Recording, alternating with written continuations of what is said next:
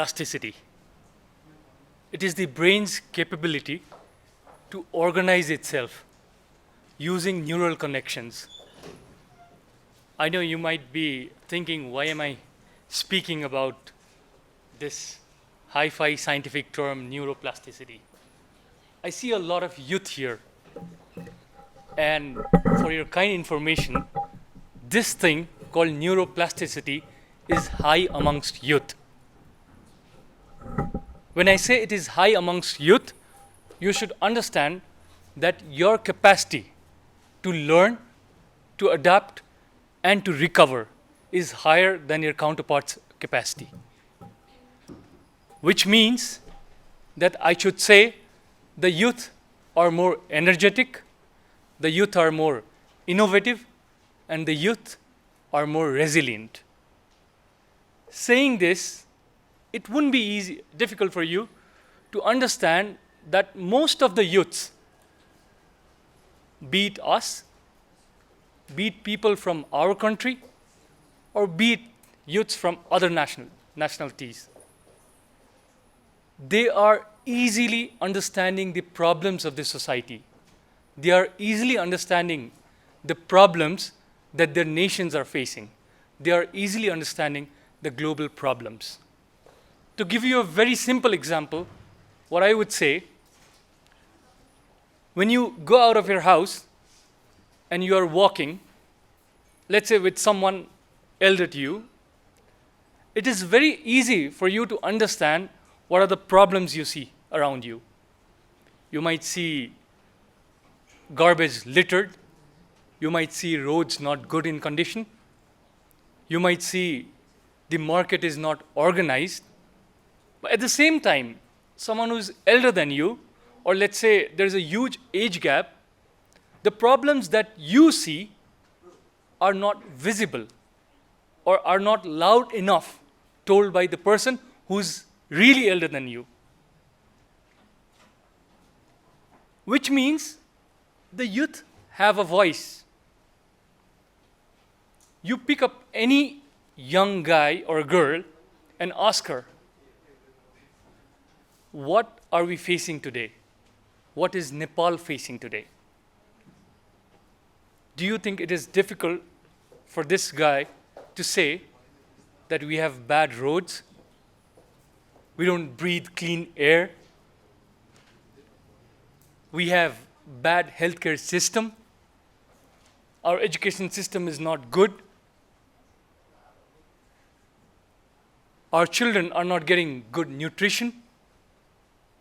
I think any young boy or girl would be able to say, would be able to make a statement about the problem. Saying this, there has to be a way to solve these problems. Have you heard the term policy? Policy. It's a set of actions. Policy talks about a set of actions that are dedicated towards solving a particular problem. A problem that exists or a problem that is anticipated. That is a policy. But the problem exists and you know the policy. How do you convert, or what is the mechanism to convert policy into actionable programs? There is a machinery, there is a mechanism that converts policy into actionable programs in order to solve that little problem that you saw, the garbage that was littered on the road. What solves? What is the mechanism? The mechanism is called politics. I don't see a lot of smiling faces when I say the word politics. I know the stereotypes, the terms that are connected to politics. They are painful. Not just in our country, all around the world.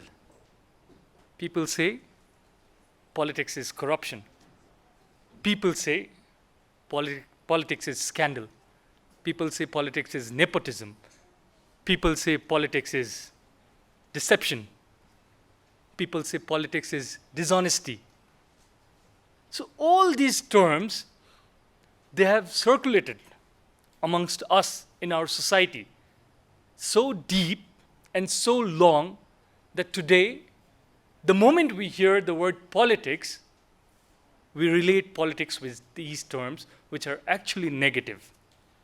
But sadly, or unfortunately, or even fortunately, I would say, this is the mechanism to solve those problems. This is the mechanism to bring these policies into actionable programs. Now, how does politics do this? You talk about implementation, you talk about budgeting, you talk about legislation, you talk about monitoring and evaluation. Everything that needs to be done is through politics.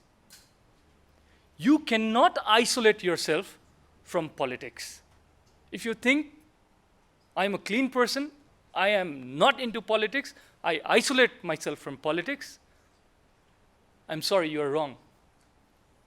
The food that you eat, the roads that you travel on, the books that you read,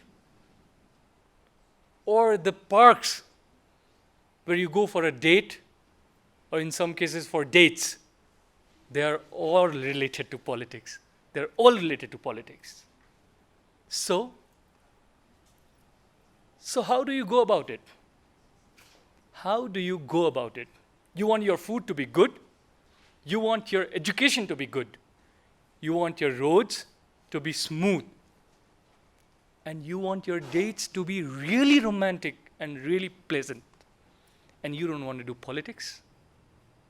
So here comes the question of youths in politics. I said the youths are energetic, the youths are innovative, and the youths are resilient. So there is a dire need for youths to participate into politics.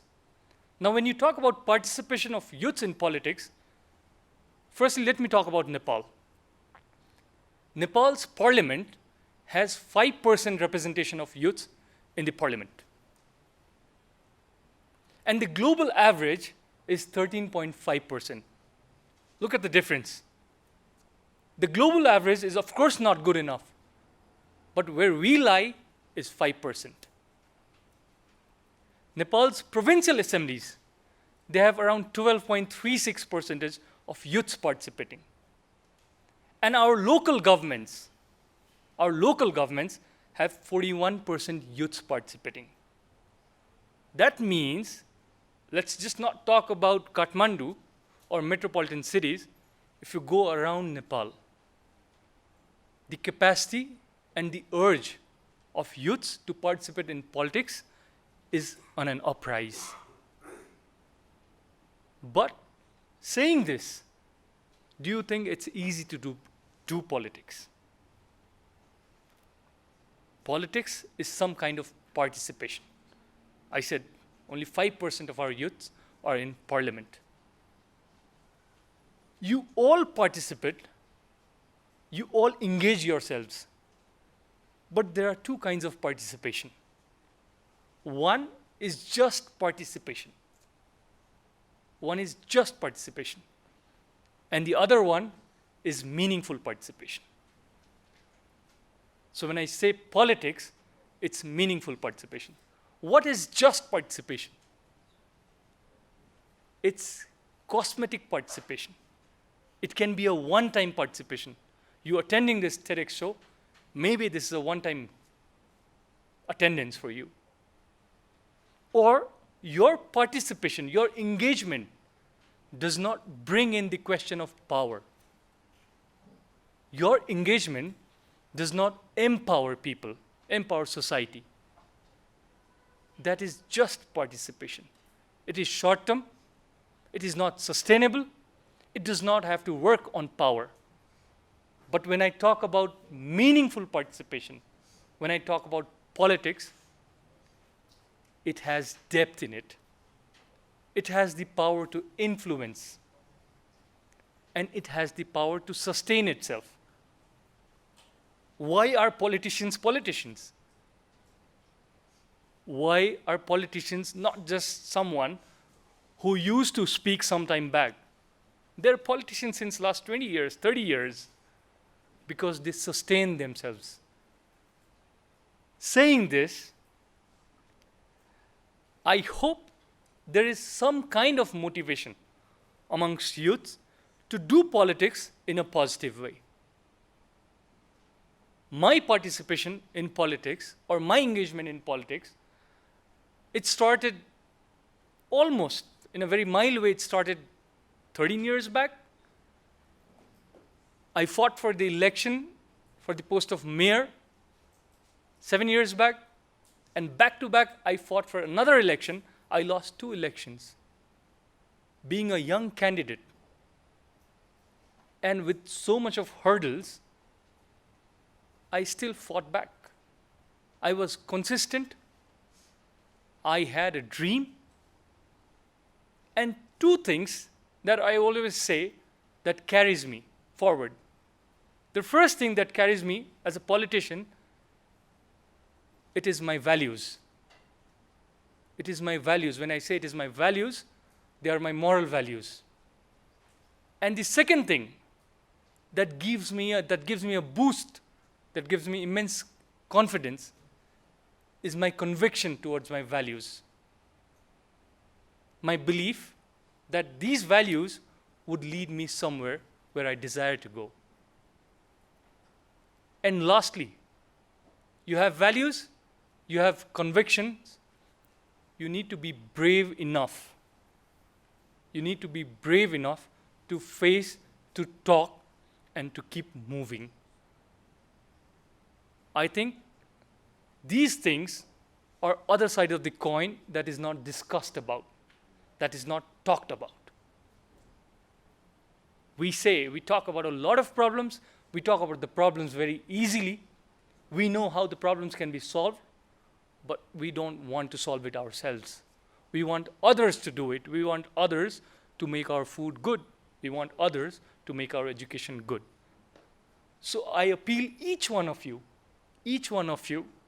to come, to make a meaningful impact, to empower, and to sustain yourself into meaningful interaction, into meaningful engagement, and into meaningful participation. The journey is not easy. Politics has never been an easy journey. I think there are hardly any parent who dream that their children, their son or their daughter, be a politician. I don't know, from amongst you all, I believe that there must be not even 10% or even 5% parents wanting their children to become politicians. If you want to clean the tank, you need to get into the tank. Your body, your clothes might get dirtier, but the satisfaction that you generate is the fact that you cleaned it to a certain level. So I would again request each one of you to make a meaningful participation. And with this, we all can create an inclusive and a very vibrant political environment in our society, in our nation, and in this globe. Thank you.